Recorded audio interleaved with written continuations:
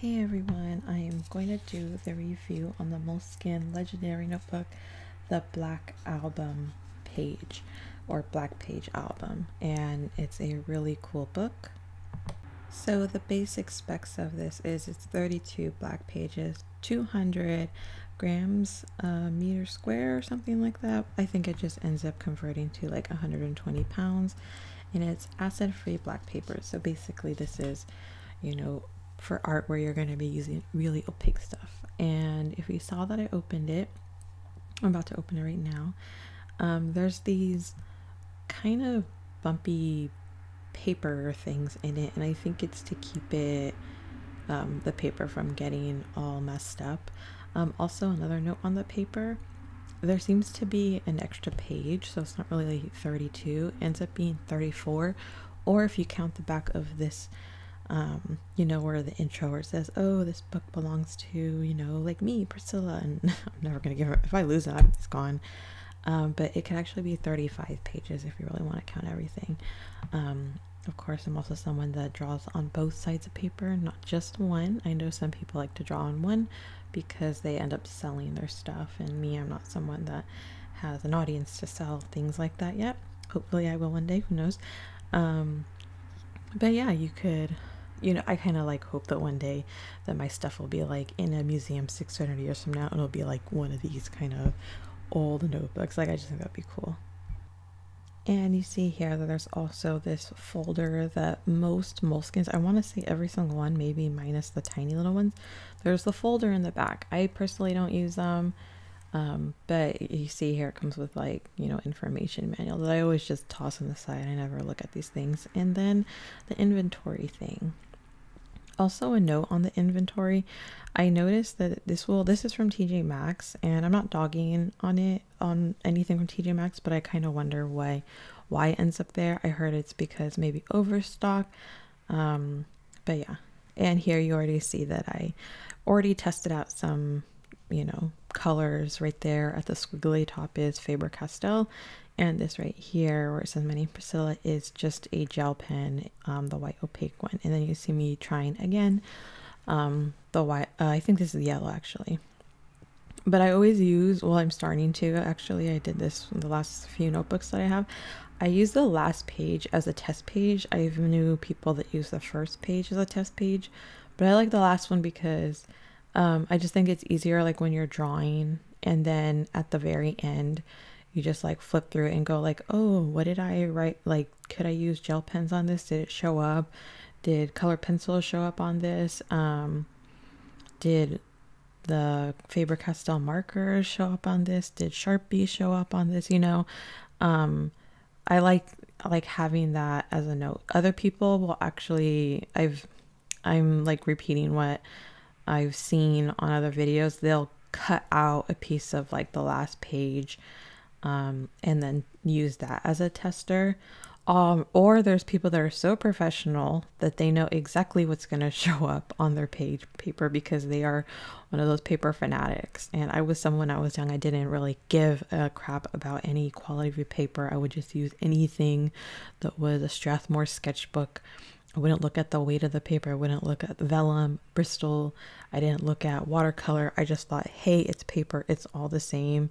And it's not. Paper is actually a beautiful thing and has like labels like, queen and elephant, and because that's how they label it. And it's, it's something that professionals make and people make a career out of it. And it's to make sure that we have high quality paper, just like we have high quality art. And I think you see right here, I'm using a Sharpie marker, or that oil paint marker that I noticed doesn't work on anything well except like plastic, wood, metal sheets. I've tried so many times to do this on paper and it just never works. And I always think I'm doing something wrong, and I'm starting to realize that I think it's for like very, very dense, dense, not something like paper that eventually does have, even though this is like cardstock almost, where it almost absorbs no water,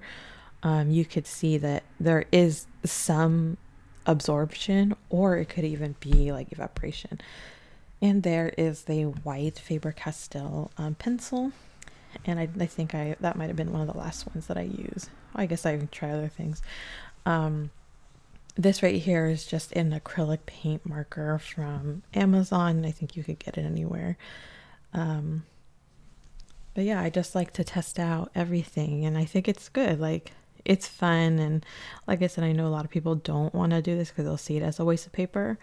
But I think it's okay. You know, you're just testing out the things that you want, and you get an idea of what's going to show up, what's not going to show up, and you know, you could plan out your artwork. And when, like, I found this in TJMaxx, I know that it's probably sold in like Barnes and Nobles or Staples, and it was $7 in TJMaxx. If this were at Staples, I would be spending, I'm not kidding, or an art store, I want to say up to like $24 or something like that. Like, they're that expensive, these things. Like, it could be even more, who knows. Like, I even got a smaller size.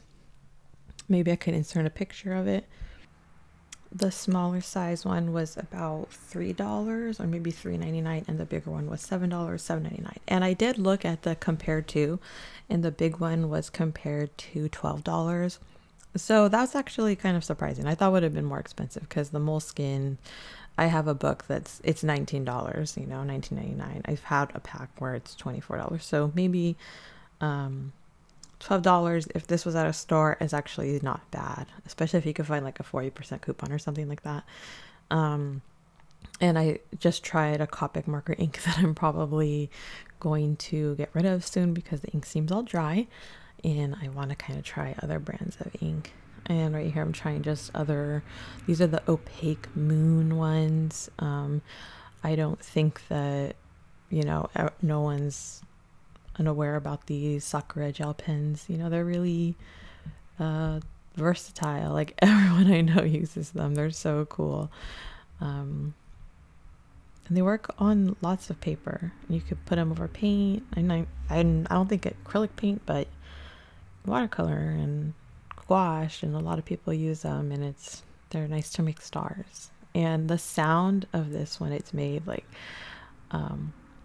it just sounds like you could tell it's really heavy paper. So right here you see me getting to my first page. I'm getting Prismacolor color pencils because I'm kind of obsessed with them. I know a lot of people like the Faber-Castell ones, but the Prismacolor ones are the ones that I personally go to and gear to the most because I'm used to them. I got like a pack. I want a pack of like the 24, maybe I want to say like over 10 years ago. And I didn't use colored pencils as much back then. I was kind of scared, and I thought, oh, I could never like really draw. But then I figured, why not? I might as well just have fun and draw. And right here, I'm just trying to make like, this is like a really simple drawing because I want to show that these colored pencils can work on like the darkest of paper. Like, and the darker I would say, the better. And I noticed like you could kind of have this like loose, like grittiness to these color pencils because they're so opaque, and then the black paper almost gives it a texture. Where I noticed on white paper, it's kind of hard to get this same effect because it just seems like not as vibrant. But that's just me. I mean, obviously, if you sharpen your pencil to like a point, you'll cover up any paper behind it, and then you can make a drawing look like a sticker or even something printed. It's like that well. And Prismacolor, a lot of people don't like it because the wax, which does bring problems, I noticed, but not as much as I thought I would ever come across. Now, the way this paper is advertised, there's a flap on it that has like photos and mouse pads and pencils and leaves and cameras and other pieces of paper and coffee. And I think this is for like multiple things because they would say album. So it doesn't have that many paper pages. You know, it's not a book that has you know, like I have the golden coil, which I use for sketching, and I know it's like very unconventional to use it for sketching, but that has like 200 pages. So like it's a huge difference, you know. It's like selected works, and like I said, people might not use the back of the page, so this could be used. It's like cardstock, almost like really high quality cardstock, and you could probably glue pictures in it, or you can make it like really like one of those really old photo albums that has like the little corners that you like tuck them in. Like I think you could do that. You could cut the little piece of paper, like this paper is that thick that you can make that little incision in every for the corners, and then put in the album. You know, it's that well made. I'm someone that likes to draw, I like to paint, I like to write, so I like to type. It's something that, you know, I'm moving my hands around with, so I'm obviously loving to draw all the time, and I like these little tiny landscapes that I do, and I don't know, it just like feels good doing it. You know, people might think it's mindless, like those people criticize the drawings of,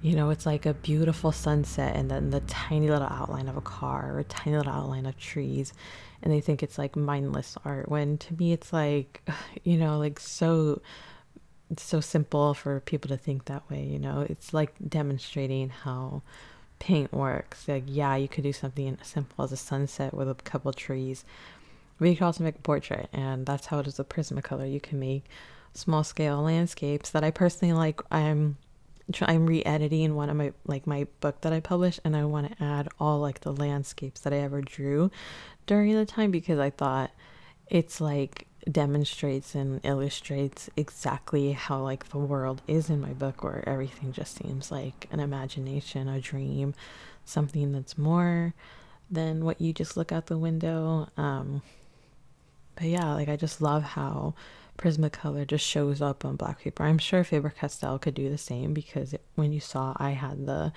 Faber-Castell white marker, or white pencil, I mean. But yeah, this seems that this book is meant to be more than just drawing.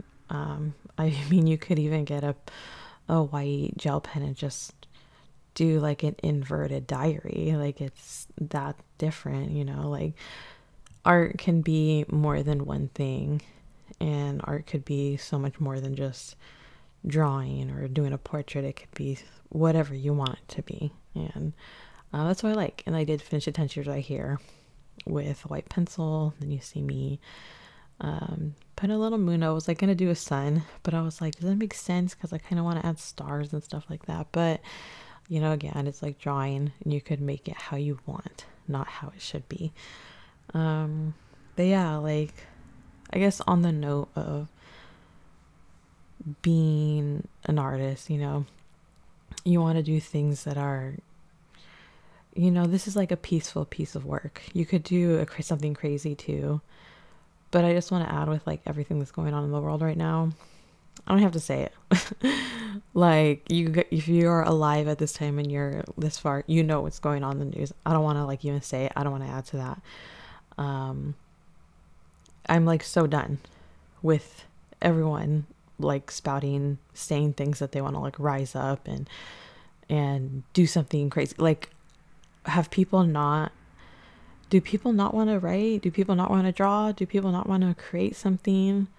Like, what does causing chaos do other than creating a superpower that, you know, you have no control over?